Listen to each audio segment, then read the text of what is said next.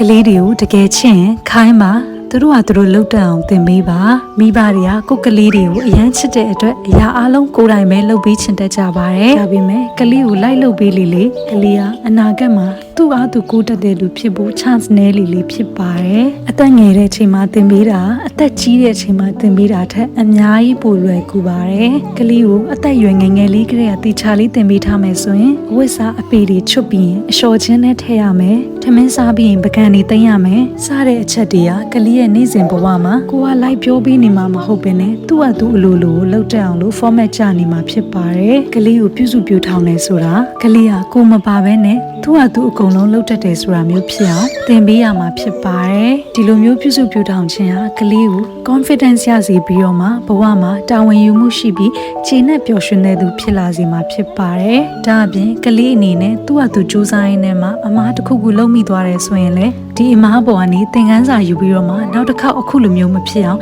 သူဘယ်လိုလုပ်ရမလဲဆိုတာမျိုးကိုတွေးစီပါတယ်အခုလိုတွေးလေကလေးရဲ့ပြဿနာဖြေရှင်းနိုင်စွာပိုကောင်းလေဖြစ်မှာဖြစ်ပါတယ်ဒါကြောင့်မို့လို့မိဘတွေအနေနဲ့ကိုယ်ကလေးကိုတကယ်ချစ်တယ်ဆိုရင်ကိုကပဲကလေးကိုအကုန်လုံးလိုက်လုပ်ပေးနေတာမျိုးမဟုတ်ဘဲနဲ့သူ့ဟာသူပဲလုပ်တတ်အောင်လို့သင်ပေးသင့်ပါတယ်